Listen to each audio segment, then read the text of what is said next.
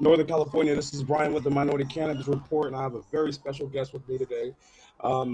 A personal friend of mine. He is one of the directors of Sonoma County Cultivation Group here in Sonoma County in Santa Rosa, Mr. Alexander Carpenter. Hi, folks. Well, hello, sir. How are you feeling? How's everything at home being quarantined right now? Actually, I don't pay it much heed. It doesn't have a lot of credibility.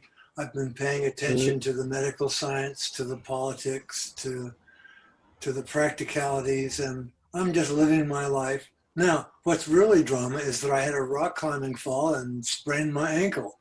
That's it. Wow. That is reducing my mobility. Yeah, absolutely. Well, I'm sorry to hear that one. Where were you rock climbing at anyway, buddy? I didn't know there was any mountains around there you can do that at. Well, there's rock climbing gyms, and then there's a lot of sea cliffs out at the coast. Oh, absolutely. Yeah, you're an outdoorsman. I can see you out there, Alexander. I can see you out there, mingling it up, climbing rocks.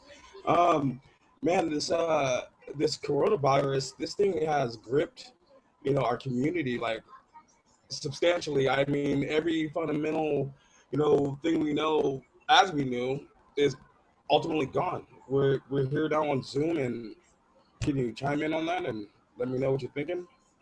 Well, I don't buy it. I'm not buying it. Mm-hmm. I think it's deeply corrupt and hypocritical, and it's lying to us about what's really happening. Mm-hmm. I think the best example of that, which also reveals what a puppet Trump is that when Trump started to talk about chloroquine and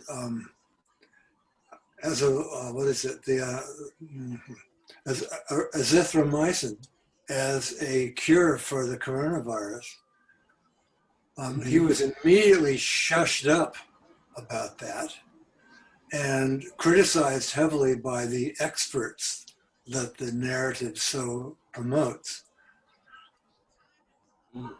But the truth is that there are 8 that I know of, and certainly more by now, controlled clinical studies using chloroquine to heal people, to cure the disease in a few days. Now, chloroquine is dirt cheap. It's an old-time quinine derivative and malaria medicine. And it changes the pH in the cells so that the coronavirus can't reproduce and dies. Well, it isn't really alive, but it dies. So we know the science. We've got control groups that die, and this is marginally unethical for the doctors doing this, but it is an emergency after all. And we've got the administered group living. I mean, it's just really. Excuse me, hold on for a second. I just spilled a little bit of soda over here on my table. Being clumsy, give me one. So the bottom line is, though, that we do have a cure. It's cheap, safe, and readily available. It's universally available.